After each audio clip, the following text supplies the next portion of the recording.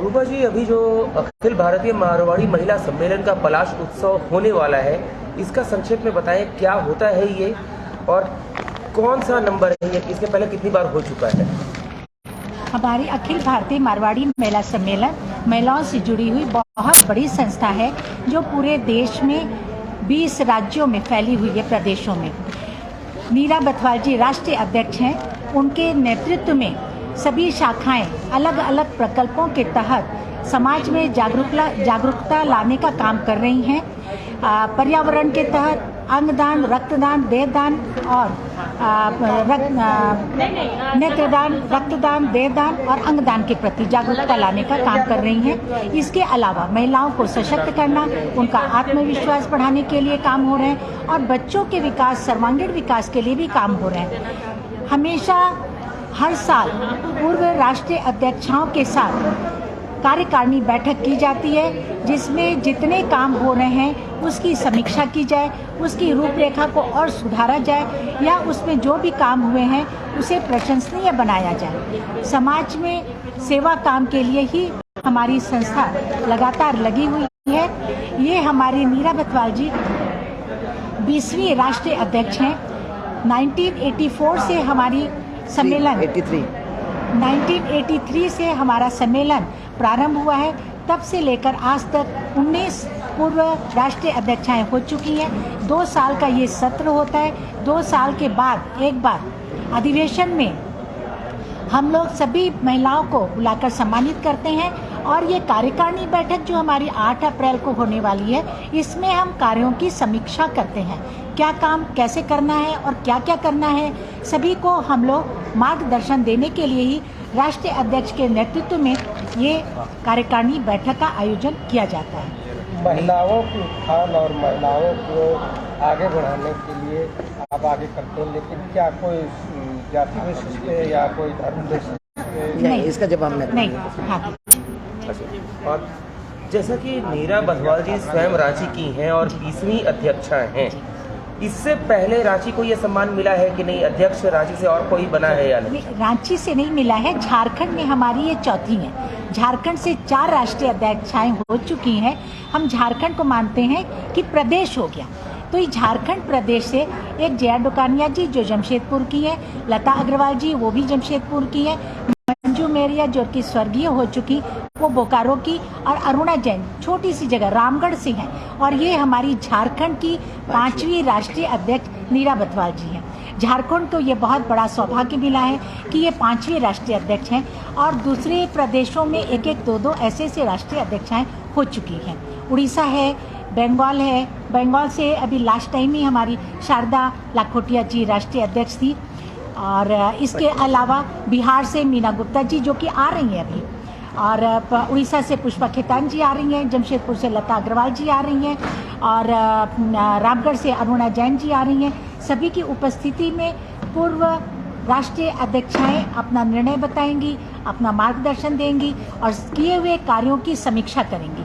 हम जो निर्णय पर पहुंचेंगे, आगे के 1 साल का सत्र में हमारा 1 साल बाकी है, उसमें कार्य किए जाएंगे।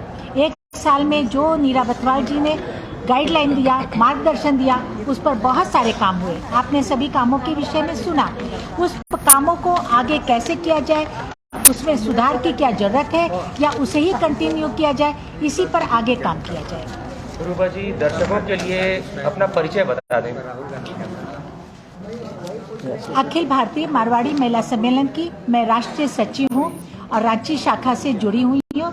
रांची मारवाड़ी महिला मंच एक इकाई है अखिल भारतीय मारवाड़ी महिला सम्मेलन की। नीरा जी, आप जानना चाहेंगे कि ये जो मारवाड़ी महिला मंच का कार्यक्रम है, मारवाड़ी महिला सम्मेलन का, ये मात्र मारवाड़ी महिलाओं से ही जुड़ा हुआ रहता है या इसमें सभी वर्ग की महिलाएं शामिल होती हैं? देखिए, जब हम लोग काम करने निकलते हैं ना, तब हम लोग केवल मारवाड़ी होते हैं, लेकिन किसके लिए काम किया जा रहा है, जब सेवा के काम के लिए निकलते हैं ना, जो अपना तन मन धन किसी को देने निकलते हैं ना, तो वो किसी भी कास्ट का होता है। जैसे अगर हम लोग एक प्याऊ बनाते हैं तो वहाँ ये नहीं लिखते हैं कि इसको केवल मारवाड़ी बहनें ही प्याऊ पिएंगी, पानी पिएंगी। किसी के इलाज के लिए जाते हैं या वृद्धाश्रम में जाते हैं या कहीं भी हम लोग कोई भी सेवा कार्य कर रहे हैं, तो वो सभी जाति के लोगों के लिए होता है। किसी को भी हमारी ज़रूरत होती है उस जगह पे हम लोग खड़े रहते हैं। आज अभी तक जो विशेष काम या अच्छे काम जो किए हैं उसके बारे में थोड़ा बताइए। काम तो बहुत इस सत्र में कार्यकाल में इस सत्र में जो 12 देहदान हुए वो मार्वलस थे, क्योंकि देहदान करने के लिए कभी कोई नहीं आगे आता है। लेकिन हम लोगों को आश्चर्य हुआ कि हम लोगों का जो ये कार्यक्रम बहुत सालों से उड़ीसा प्रदेश इसको लीड कर रहा था हमारा, क्योंकि उड़ीसा में कलेक्शन सेंटर है कुछ, और लेकिन और दूसरे स्टेट में भी कलेक्शन सेंटर है, हमारे झारखंड में नहीं है।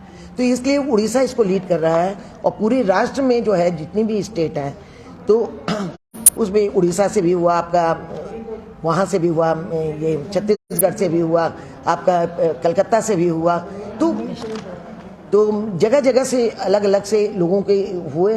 तो इसका मतलब कि जो है वो हम लोगों का काम सफल रहा। नेत्रदान की क्या स्थिति है? नेत्रदान की 135 बताया ना इन्होंने कि हुआ है नेत्रदान पिछले आपके सत्र में। हाँ, अभी हमारी मदर की डेथ हुई थी, तो उस दिन अभी हम लोगों ने 26 फरवरी को दिया। इन्होंने अकेले 4 नेत्रदान कराए हैं रांची में, जो कि इस सत्र का नहीं है, पहले का है। तो रांची वाले चूंकि नेत्रदान का यहाँ सेंटर है इसलिए हम लोग करवा पाते हैं, लेकिन अगर झारखंड में कहिए तो झारखंड में नहीं हो पाता है, क्योंकि कलेक्शन सेंटर ही नहीं है झारखंड में।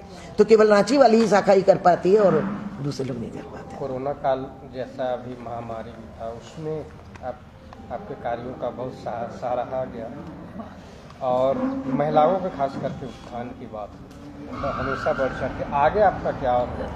देखिए, अभी हम लोग यहाँ पे मेला लगाते हैं, वो तो आपको मालूम है बहुत कॉस्टली होता जा रहा है मेला, और उसके बाद लगा के भी उसको ज़्यादातर इतने मेले लग रहे हैं कि उसमें उसकी कॉस्ट भी नहीं निकलती है बहुत जगह जो स्टॉल की। तो इस बार हम लोगों ने इस सत्र में मैंने ई-कॉमर्स पोर्टल उड़नपरी वेबसाइट की स्थापना की है, लॉन्च किया है, तो जो कि अभी फुल फ्लेजर लॉन्च होने वाला है, अभी रोक के रखा है कि जिसमें हम लोग फ्री ऑफ कॉस्ट भी देना चाहते हैं। तो उसमें डायरेक्ट कारीगर लोगों को भी हम लोग फ्री ऑफ कॉस्ट रखेंगे, और बहुत सी ऐसी जो लेडीज़ हैं जो बहुत अच्छा काम कर रही हैं उनको भी उसमें जोड़ेंगे, ताकि उनके बिजनेस को मतलब कि हम लोग जो है एक बड़ा प्लेटफॉर्म देख सकें।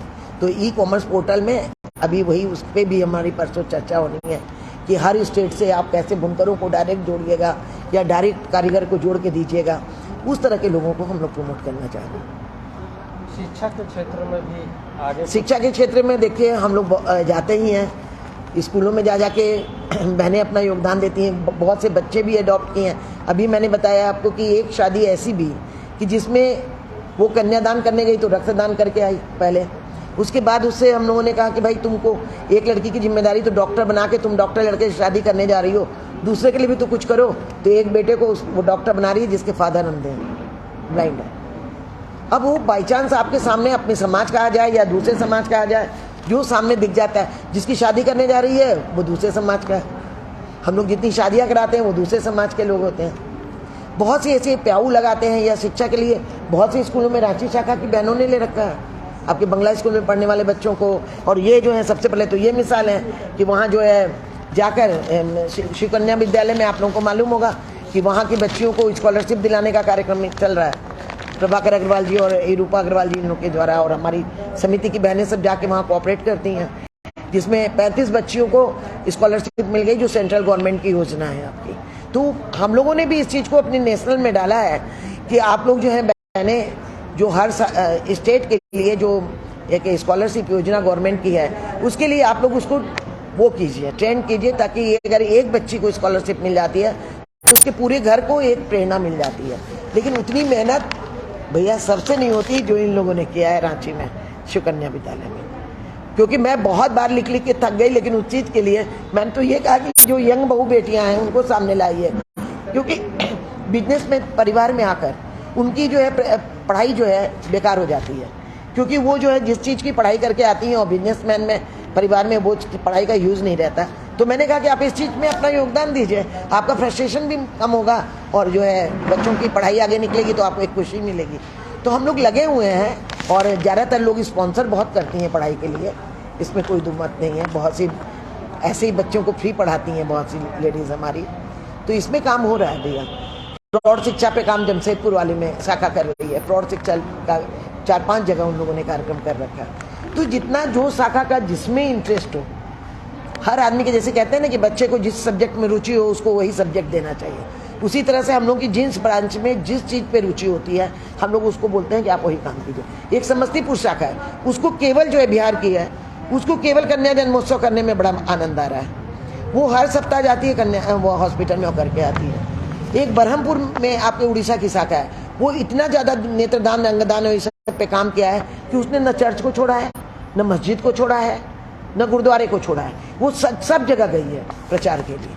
और उसको वहाँ पे इतना ज़्यादा उसने बोला सीमा चौधरी ने कि लास्ट में मेडिकल कॉलेज ने उसको स्पीच देने के लिए बुलाया कि कैसे आप जो है ना देहदान पे और इस बात पे लोगों को मोटिवेट कर रहे हैं। तो ये अलग अलग लोगों का अपना अलग अलग कैलिबर होता है और प्रतिभाएं हैं जिसको कि हम लोग छांट के निकालते हैं कि भाई आपकी प्रतिभा इसके लायक है तो आप इसमें जाइए।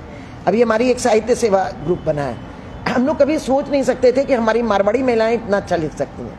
रक्षक की रक्षा, मतलब कि सैनिकों के लिए उसने इतना सुंदर लिखा है कि जो हमारा एक सैनिक वहाँ खड़ा है वो किस बादलों जरा रुक रुक के चमकना, ये पृथ्वी माता उसके पैर को जकड़ लेना, कहीं मेरा वीर आंधी में उसके पाँव न उखड़ जाए। इतना सुंदर उसे नहीं है ये अधिकार कि वो होली दिवाली और रक्षाबंधन मना सके। उसे तो है अपने कामों में लग जाने का ही केवल जिम्मेदारी, जवाबदेही। तो ये धरती माता, ये वो ऐसे करके उसने इतना सुंदर लिखा था कि मैं सब जगह दे के आई थी, वीर नारियों को भी दे के आई थी, बीआरओ ऑफिस में भी दे के आई थी, यहाँ के लोकल में भी दे के आई थी। और वो किसने लिखा था? अजमेर शाखा के अध्यक्ष ने लिखा था। इस तरह के तिरंगे किसान में भी एक से एक कविताएं लिखना, प्रयोग उस पर बहुत सी कविताएं लिखना। एक ने तो इतनी अच्छी कविता लिखी, एकदम मामूली सी गृहिणी थी, मेरी है दो बेटियां, मेरी है दो बेटियां, एक धरती एक आसमान है। अब आप सोच सकते हैं कि उसकी कल्पना क्या है।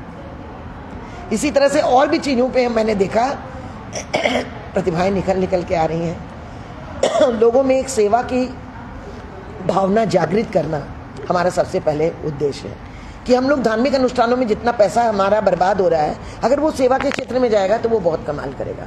तो हम लोग बार बार यही चीज़ समझाते हैं कि आप उस पैसे को आप सेवा के क्षेत्र में डालिए।